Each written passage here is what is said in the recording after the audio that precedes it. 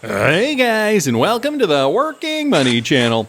So billionaire Mark Cuban believes it is time to buy Bitcoin amidst the current market crash. I mean, yeah, I think, there's a lot of opportunity out there right now.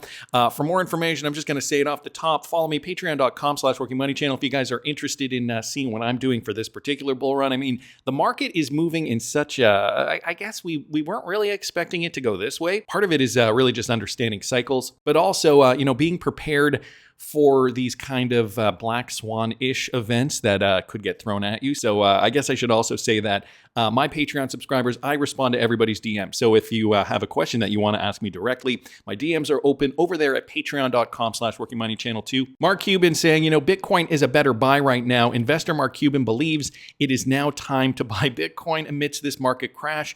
Currently we are seeing Bitcoin down. We're seeing other cryptocurrencies down as well. Several hours ago, though, investors and crypto proponent Mark Cuban began a discussion on his X account by publishing a tweet about the current stock market's heavy decline. He assumed that now companies may begin to buy back their own stock at cheaper prices. One of the commentators responded to that, exclaiming, "Bullish." Cuban replied that eventually these buybacks will likely take place, but so far, he named the world's flagship cryptocurrency as the best asset to buy in the current market conditions.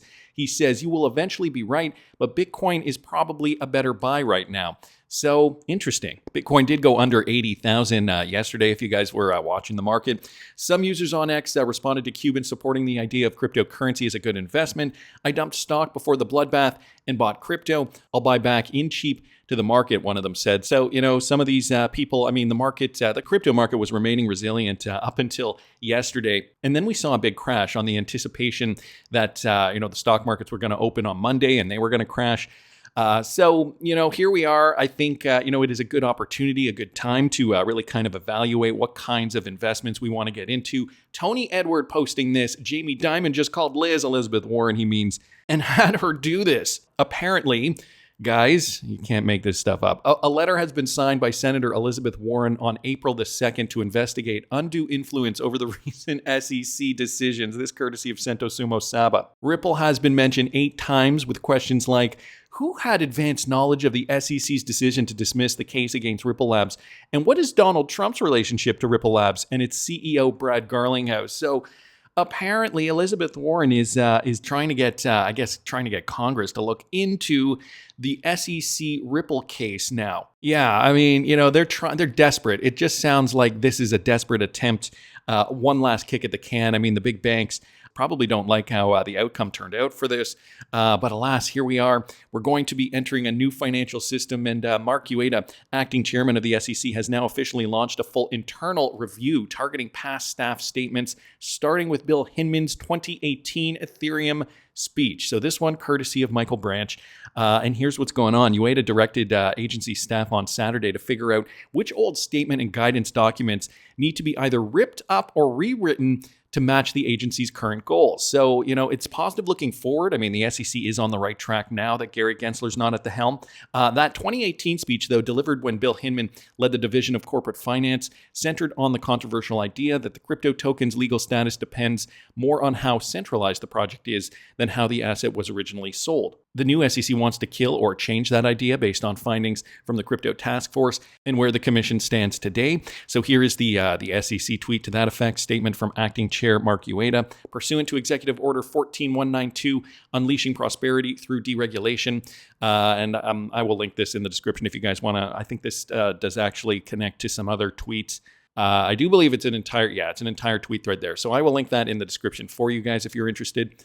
It says down here, though, I'm just going to summarize. Ueda asked his staff to dig through several more statements, all connected to how the SEC has been regulating crypto for years. This includes a 2022 note from the Division of Corporate Finance that tells crypto companies how to handle disclosures during market chaos or bankruptcy events. Ueda also flagged a 2021 risk alert from the Division of Enforcement that warned about investor risk in crypto due to unclear rules and security threats. Another one on the list, a 2020 memo from the Division of Trading and Markets that questions if state-chartered banks like some in Wyoming or trust companies could legally hold digital assets under the SEC's custody rule. Ueda wants that examined as well. So quite a few things here that Mark Ueda is looking into as his temporary, because he's not the official guy, his temporary run as SEC chair. He also put a spotlight on a 2021 advisory from the Division of Investment Management, which raised flags about mutual funds throwing money into Bitcoin futures. On top of that, Ueda asked the staff to pull up a 2020 guidance note tied to how companies disclose the effects of the beer flu on operations. He also said this, okay, and here's a quote: "We need to finish clearing up the industry with full transparency of past transgressions, including the SEC releasing the IG report related to Bill Hinman and his infamous Ether speech."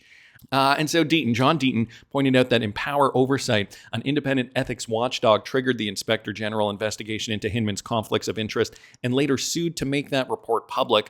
And now we're getting Mark Ueda behind this, okay? He wants to shed some light on the subject. The lawyer said he expects Ueda, alongside with Paul Atkins, Hester Peirce, and others at the SEC, to support making the report available. He even asked crypto media like CoinDesk, Unchained Podcast, and Eleanor Turret to find out if the SEC plans to stop hiding it. So there you go, guys. And I guess Mark Ueda going to agree to this. Let's hope. Wanted to thank Michael for posting that. Now, what else do we have here? Michael Branch brings us another piece of interesting news with regards to, an update with BlackRock. They may launch an XRP and Solana ETF very, very soon. BlackRock, the world's largest asset manager, may soon offer an exchange-traded fund for both XRP and Solana. The crypto industry expert Andrew Parrish, who founded X3, has stated his prediction, okay? According to Parrish, BlackRock will eventually capitulate and offer both XRP and Solana ETFs. And I know it doesn't seem like it right now just because of market situation, but you know, these companies, I mean, think of all the XRP ETFs that are already in the can, that are already ready to be launched, that have already been filed, guys. Cryptocurrency isn't going anywhere. So, you know, if you're seeing some good deals, some good cryptocurrencies that you are interested in getting into, take the opportunity. I mean, that's not financial advice from me. If you want to see what I'm doing, again, you can find all that information out at patreon.com/workingmoneychannel, where I've opened up my portfolio. My Patreon subscribers know exactly what I'm holding. But anyway, let's get back to this. So Parrish, he shared more details, saying that the crypto floodgates have opened and new ETF filings are expected in 2025. He added, "We may not be first, but we will give clients choices. XRP and Solana are expected to become part of other crypto asset class products, even if BlackRock does not launch full ETFs immediately." Furthermore, Parrish called crypto assets an unprecedented growth opportunity. And I could not agree more. Major financial institutions are currently building towards launching ETF products for digital currencies, despite the lack of movement from BlackRock. Franklin Templeton declared its official request to the SEC for an XRP ETF in particular, and that was in March, despite managing assets exceeding $1.5 trillion. Grayscale is also one of the leading cryptocurrency investment companies. They submitted an S1 form to the SEC a while ago. From its current position, though, as Solana Trust, the financial institution changed its name to Grayscale Solana Trust. So they've also already dabbled in a Solana product. And of course, you know, the legal conditions involving XRP have shown positive developments. Now we no longer have the lawsuit hanging overhead, so that has given a lot of these companies a lot more impetus to apply and to file for XRP trade-related products. And you know, as who was it? I think it was the Modern Investor, as he was saying, you know, even if we had 3 or 4, that would be crazy. Even if we had 7, that would be insane. But I think we have something like 14 different XRP ETF filings right now in the hopper.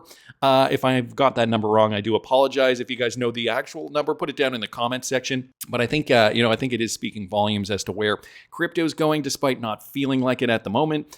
But anyway, wanted to thank Michael for that. Some more Ripple partner news too that I wanted to bring to you guys. SmartStream and Ripple partner Finastra have formed a strategic partnership to meet growing demands for collateral management. So check this out. SmartStream, they've just announced that they have partnered with Ripple partner Finastra, another global provider on financial service software applications, to extend collateral management workflows across treasury and capital markets with special focus on MEA and APAC regions.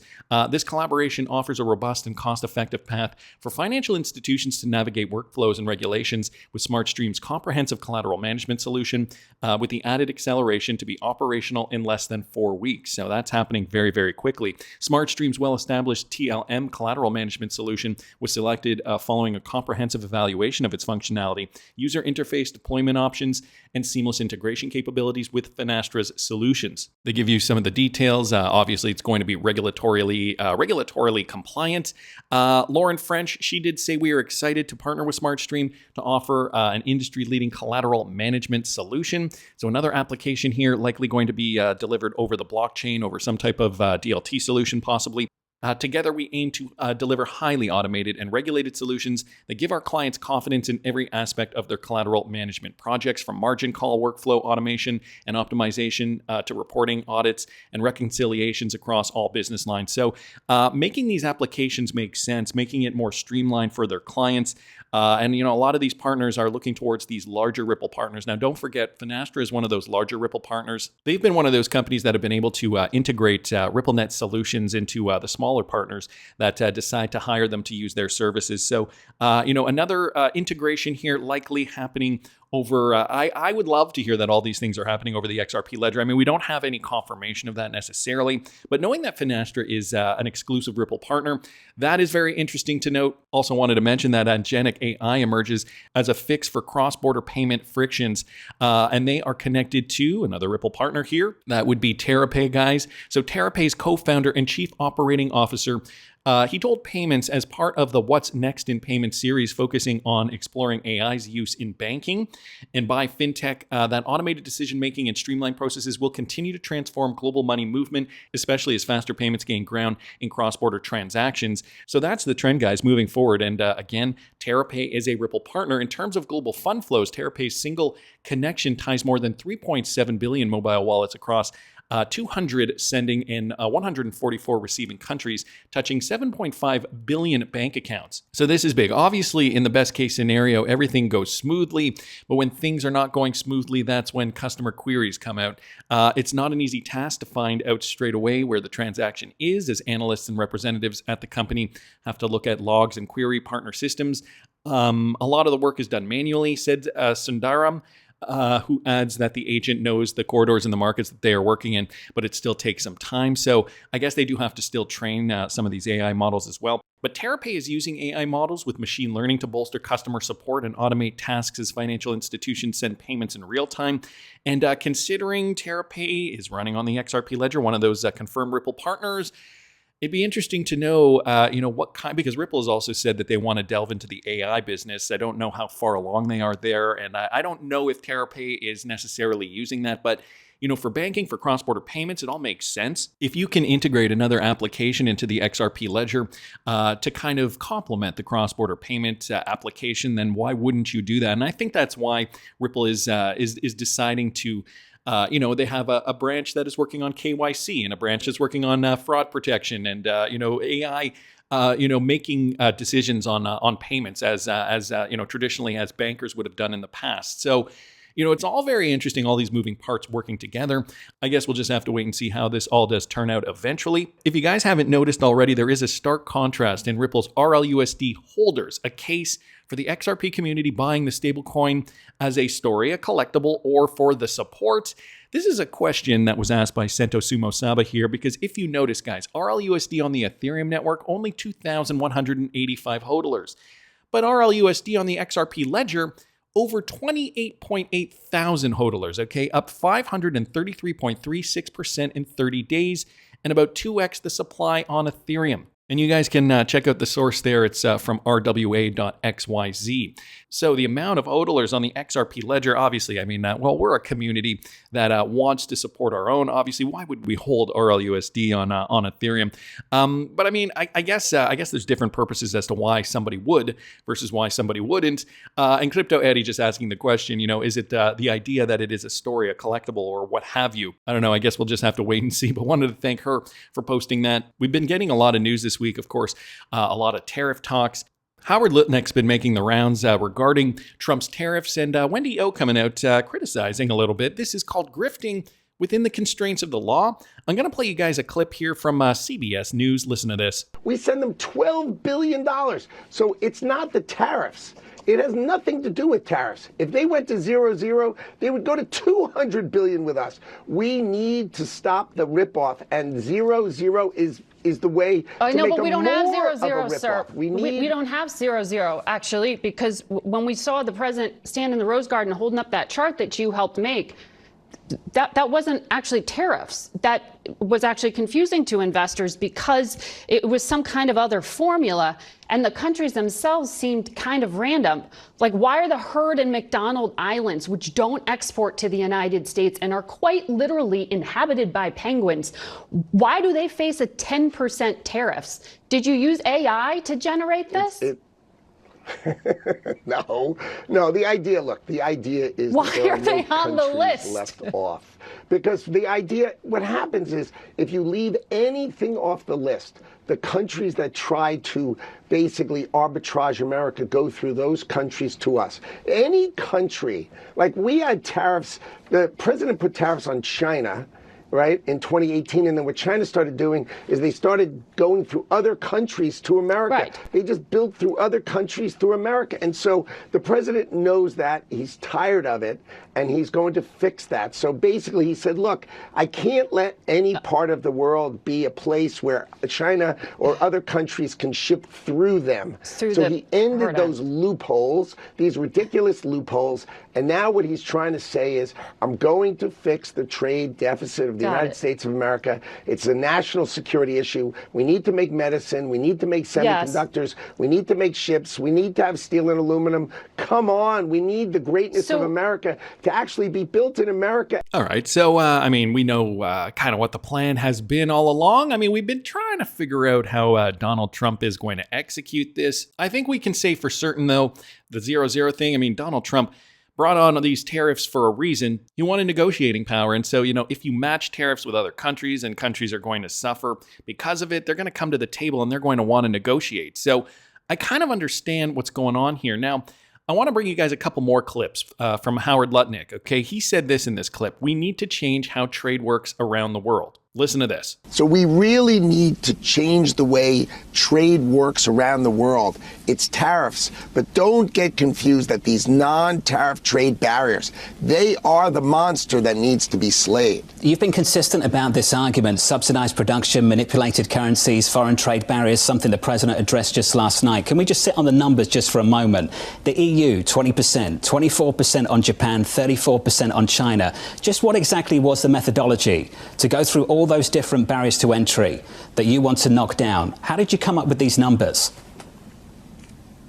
Well, the Council of Economic Advisors, the PhD economists of the administration, coupled with USTR, the United States Trade Representative, they publish a book called Trade Barriers, about this thick, right? And they've been analyzing for decades all of these different tools that these other economies use to hurt America, right? They won't take our corn in India. They won't take our beef almost anywhere. It's unbelievable. They won't take our agricultural products. They just treat us badly because we've allowed them to treat us badly. And when you finally go back at them and say, this has got to end, it's going to be tough for them because they've built their whole social network, their whole economies on basically exploiting America. And Donald Trump has said, it's time for America to change that. It's going to be difficult for them to change that, but eventually America is going to be treated fairly, and the production of American factories is going to be incredibly strong growth. Yeah. And you're going to see that growth reverberate through GDP. Remember, people forget the D, gross domestic production. If you buy a foreign-made Toyota, that is not domestic production. Making a car in America, that's domestic. I get the train of thought. You also have to export, though. So what he's saying here, we need to change the way trade works around the world. And as Sprowy here does say, XRP and XDC solves this problem. Of course, XRP is the global bridge currency solution, and XDC global trade financial solution. So, this goes back to the concept of Trump's financial reset. I don't know if you guys caught the video I did a few days ago. I will link it up here in the top right-hand corner. And I feel like it's happening in real time. So we hear the word time and time again. There's a word, reset. Are you really paying attention? Tariffs are part of this collapse. We have to start over. We are seeing a new Bretton Woods, except this time it will be in the crypto way. Another clip of Howard Lutnick. Listen to this. But the rest of the world has been ripping us off for all these many years. Donald Trump has seen it. He's spoken about it. I understand and he's just that. not going to take it anymore. And that's his model. And that was abundantly clear during the presidential campaign how much the president truly believes in tariffs and putting them at the center of his economic policy. But you saw absolute panic in the global markets. Did you expect that, or were you surprised? No, I think the point is you need to reset the power of the United States of America and reset it against all our allies and our enemies alike. The idea that all the countries of the world... All right, so what do you need to do? You need to what, Howard Lutnick? No, I think the point is you need to reset the power of the United States of America and reset it against all our allies and our enemies alike. Reset the power balance, guys. Of course, as the #1 economy around the world, trade and money equals power. And so, if you have the upper hand in this reset, you can dictate how trade is going to occur. Of course, there are going to be mechanisms to solve for these problems like XRP and other cryptocurrencies. And so, we're hearing it now in the messaging from Howard Lutnick. We've been hearing it all last week as well. So, as we're seeing the short-term pain, the crypto market's dropping, stock market's also dropping, it is giving us a good opportunity to really kind of think about what we hold. I really hope you guys understand how powerful these digital assets are. And for more information on which cryptocurrencies I'm holding, because it's some real-world utility assets. Of course, there's my legacy portfolio that I've been holding for a very long time. Follow me, patreon.com/workingmoneychannel. Also, my DMs are open for all my Patreon subscribers. So if you guys want to send me a DM, I will respond to you. Patreon.com/workingmoneychannel if you guys are interested in that. And please subscribe to this channel if you haven't already. Like the video if you like the content I'm providing. I always love hearing your comments. See you in the next one, guys.